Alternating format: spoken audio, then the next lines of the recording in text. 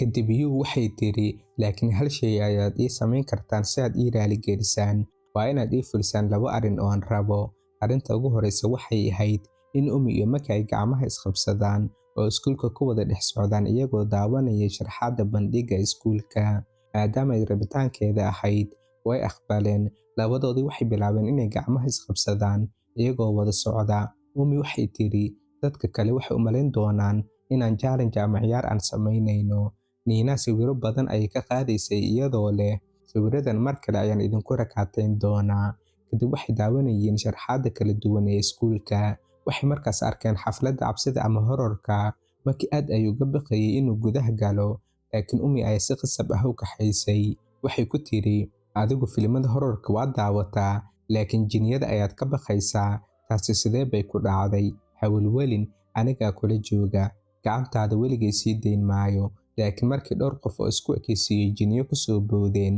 qofkii ugu horeeyay ee cararay waxay ahayd Umi lafteeda labadoodii waqtiga si fiican ayay u wada qaateen dhanka kale Yu waxay la sheekaysanaysay labadii gabdhood ee hore markii iskuulku dhammaaday Maki iyo Umi waxay tageen guriga si ay cunto fudud u diyaariyaan laakiin Yu sidoo kale way joogtay halkaas Yu waxay tiri maxaad ii eegaysaan ma hilmaanteen inaan ahay ruuxaan ignore gareeya imooda inaanan halkan joogin rabitaankeedii labaad wuxuu ahaa inay daawato sida Umi iyo Maki waqtiga u wada qaataan iyada oo weliba iska dhigaysa ruuxaan sidaa darteed Yu way la joogi doontaa laakiin wax hadal ah ma samayn doonto waxna ma qaban doonto wax iska dhigaysaa ruuxaan aan meesha joogin waxay mar kale tiri ii eegidda joojiya waxaan ahay ruuxaan waxaad samayn rabteen sii sameeya markaas Maki iyo Umi waxay bilaabeen inay ciyaaraan geemkooda Umina sidii caadiga ahayd way ku guuldareysanaysay muddo kadib xitaa waxay iloobeen in Yu meesha fadhido markii dambe ayay xusuusteen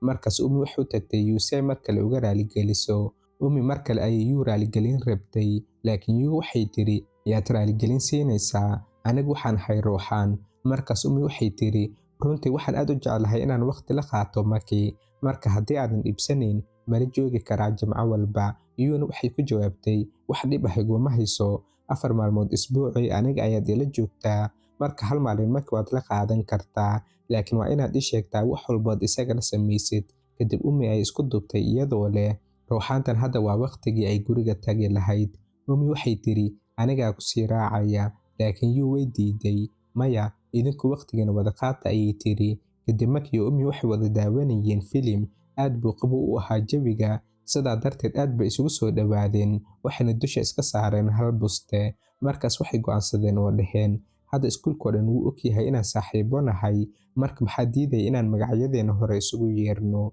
inkastoo ay hadda magaca hore isugu yeerayeen haddana aad bay u xishoonayeen markii Maki uu arkay Umi oo qoslaysa wuu iscelin waayey ugu dambeyn wuxuu ku yiri waxaan arrintan kaa qarinayay muddo dheer sababtoo ah ma aanan helin geesnimo aan ku sheego laakiin hadda waan sheegi karaa markaad dhoola cadaynayso aad ayaad u qurux badan tahay xitaa gabdhaha kale oo dhan aad ayaad uga qurux badan tahay Umi iyadoo dhoola cadaynaysa ayay tiri may jeceshahay Makina jawaab ma siin muddo kadib ayuu gurigeeda geeyey markay sii socotay Umi waxay tiri isbuuca dambe ayaan is arki doonaa laakiin kahor intaysan gelin way istaagtay oo mar kale ayay tiri weli kama aadan jawaabin su'aashayda may jeceshahay mar kale Maki wuu aamusay wax jawaab ahna ma bixin Umina way xanaaqday iyadoo leh maxay kuugu adag tahay inaad ka jawaabto su'aal sahlan markaas Maki ayaa yiri hadday sidaas u sahlan tahay adiga ii sheeg adigu may jeceshahay Umina si toos ah ayay u tiri maya kuma jeceli markaas Maki qalbigiisa wuu jabay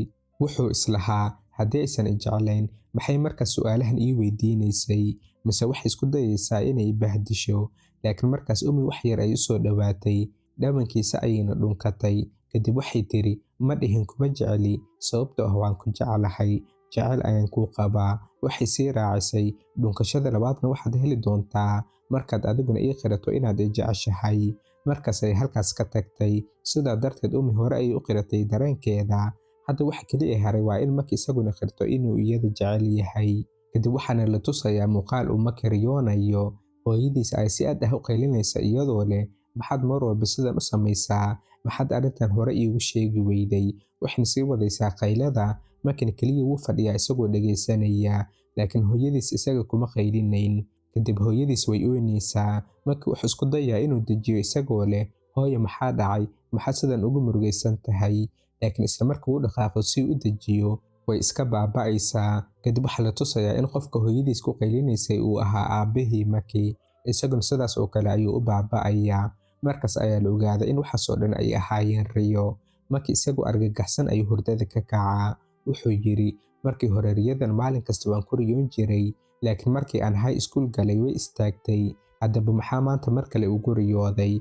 Riyadan awgeed niyadiisa way xumaatay, laakiin markuu si fiican uga fikiro wuxuu ogaanayaa sababtay riyadu ugu soo noqotay. Sababtu waxay ahayd jacaylka ay Umi u qiratay. Xalay Umi waxay si cad u sheegtay inay jeceshahay. Shaki kuma jiro in Makina uu iyada si la mid ah u jecel yahay, laakiin Maki wuxuu bilaabay inuu isweydiiyo, jacaylku sidiisaba dhab ma yahay mise waa kaliya soo jiidasho ku meel gaar ah? Kadib wuxuu eegayaa sawir qoys oo hore, halkaas oo isaga, hooyadiis iyo aabihii dhammaantood faraxsan yihiin. Wuxuu yidhi, hooyo aad bay u jeclayd aabe, laakiin aabe ayaa ka tagay. Arrintaasna gebi ahaanba way burburisay hooyo. Wuu sii fikirayaa. Markuu ka tagay kadib hooyo marar aad u yar ay si dhab ah farxad u heshay. Walwal badan ay ku jirtay ilaa xitaa wejigeeda uu ka duuduubmay. Waxaan indhahayga ku arkay qoyskeena oo burburaya. Tan iyo markii waalidkiis isfureen, Maki wuxuu lumiyey kalsoonidii uu jacaylka ku qabay. Xitaa weligiis kuma fikirin inuu qof jeclaan doono, sababtoo ah mar walba keligiis ayuu noolaa. Laakiin tan iyo markuu la kulmay Umi, wax walba way isbedeleen. Si kastaba ha noqotee, weli wuxuu ka baqayaa in xiriirkoodu ku dhammaado dhibaato, sida waalidkiis oo kale. Sidaa darteed wuxuu go'aansaday inuusan Umi u ogolaan inay si rasmi ah u haasaabaan ilaa uu noqdo qof u qalma, sababtoo ah ma doonayo maalin maalmaha ka mid ah inay isaga ka tagto. Isla waqtigaasna message ayaa uga yimid Umi. Maalintii xigtay, iskuulka ay u wada socdeen, jiilaalkii ayaa bilaabmay. Waxaan socday diyaarinta dabaaldega jiilaalka. Inta jidka ku jirin ayay Umi ku tiri, shalay waxaan kuu sheegay dareenkayga. Waxaan ku iri waan ku jeclahay, laakiin adigu weli jawaab ima aadan siin. Mise waxaad isticmaashaa sidii qof kayd ah. Waxaa laga yaabaa inaad rabto gabar iga fiican inaad u qirato jacaylkaaga. Hadday ku diidan aad markas dib iigu soo noqoto. Maki aad ayuu ula yaabay fikirkaas. Wuxuu yidhi, weligay sidaas ma samayn doono. Waxaan kaliya rabaa inaan iscadeeyo. Kadib ayuu raaligelin bixiyey isagoo leh, waan fahmi karaa sababta aad sidaas u leedahay. Adigu dareenkaaga waad ii sheegtay, laakiin aniga weli waan ka labalabeynayaa inaan dareenkayga sheego. Laakiin ii aamin, waxaan isku dayaa inaan noqdo qof ka wanaagsan sida uu hadda yahay, weliba adiga dartaa. Umi way qososhay oo waxay tiri, aniguba waan kaftamayey. Waan ogahay inaan ahay doorashadaada koowaad. Marka waqti kastood u baahan tahay qaado. Nasiib badan ayaad leedahay, maxaa yeelay si fiican ayaan kuu fahmaa. Hadday gabar kale ahaan lahayd, wejiga ay kaa fiiri lahayd oo 3 fiid meel kuu jirta ayay kugu tuuri lahayd. Iyagoo sheekaysanaya ayay Umi ogaatay in bushimaha Maki aad u dilaacsan yihiin. Markaas ay kariimka bushimaha jeebkeeda kala soo baxday oo si toos ah ugu marisay. Waxay ku tiri, waa inaad naftaada daryeeshaa. Maki wuu yaabay, markaas ayuu yidhi, makan baa kariimka bushimaha ee aad mar walba isticmaasho. Markii hore Umi ma fahmin wax uu la jeedo, laakiin kadib ay garatay inuu la jeedo inay si dadban isu dhunkadeen, maadaama ay iyadoon isticmaashay isla kariimkaas bushimaha, haddana isaga ay u marisay. Markaas ayay tiri, dhib ma leh, aniga ma marsan. Intaa waxaa dheer, kariimkan wuu cusub yahay oo maanta subaxdii ayaan soo qaatay. Umi waxay tiri, ilaa hadda xitaa ma aanan isticmaalin kariimkan. Marka dhunkasho dadban weli ma dhicin. Markuu taas maqlay, Maki wuu yara niyad jabay. Xitaa hadday ahaan lahayd dhunkasho dadban, wuxuu moodayay inay si uun isu dhunkadeen. Markaas ayuu isagoo murugaysan horay u sii socday, laakiin Umi ayaa si tartiib ah dhegtiisa ugu tiri, haddaan shukaansi bilowno, markaas waan wada isticmaali karnaa isla kariimkan bushimaha. Maki markiiba wuu cadsaaday, Umina way carartay. Kadib labadoodaba iskuulka ayay gaareen. Marka iskuulka galeen, iyo ayaa sidii ay yar oo kale Umi ugu soo booday oo isla markiiba la tagtay. Waxay u muuqatay inaysan weligeed ka harayn oo daba soconaysa. Hadda Nina sidoo kale waxay noqotay Maki saaxiibtiisa dhow.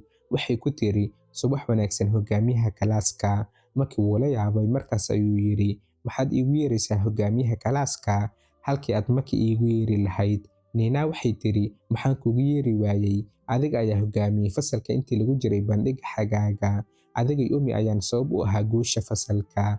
Laakiin Maki wuxuu yidhi, shaqadaas aniga keligay ma qaban, qof walba si siman ayuu u shaqeeyey. La'aantoodna ma aanan guulaysan lahayn. Nina haddana way ku adkaysatay, laakiin fikradda adiga ayay kaa timid. Kadib ay mawduuca beddeshay oo tiri, laakiin taas iska daa, waxaan rabaa inaan ogaado waa adiga iyo Umi ma ishukaansataan? Xagee xiriirkeenu marayaa? Gacmaha ma isqabateen mise waad isdhunkateen? Waxay bilowday inay faahfaahin badan weydiiso, laakiin waqtigaas Umi ayaa timid. Waxay tiri, maxaad dhabarkayga gadaashiisa kaga wada sheekaysanaysaan? Kadib ay Nina qoorta ka qabatay, Ninana raaligelin ayay bixisay iyadoo sheegtay inaysan mar dambe sidaas samayn doonin. Kadib markii ay Nina ciqaabtay, Umi kursigeeda ayay ku noqotay, laakiin Yu ay si shaki leh dhinac uga fiirinaysay. Umi waxay tiri, hadda adigana maxaa ku helay? Maxaad sidaas iigu eegaysaa? Yu iyadoo yara qoslaysa ayay tiri, waxaad Magi agtiisa ugu dhaqmaysaa si aad u qalafsan. Wax miyaa idin dhex mareen labadiina? Umi aad bay u casaatay waxayna tiri, waxbana ma dhex marin, weli waxaan nahay saaxiibo wanaagsan oo keliya. Halkan ayaynu ku dhammaanaysaa qaybta 10aad. Asxaabta sharafta badan like inoo saara muuqaalka si aynu usoo badano taxanayaashan oo kale. Haddaad nagu cusub tahayna nagu soo biir, waad ku mahadsan tahay daawashadaada.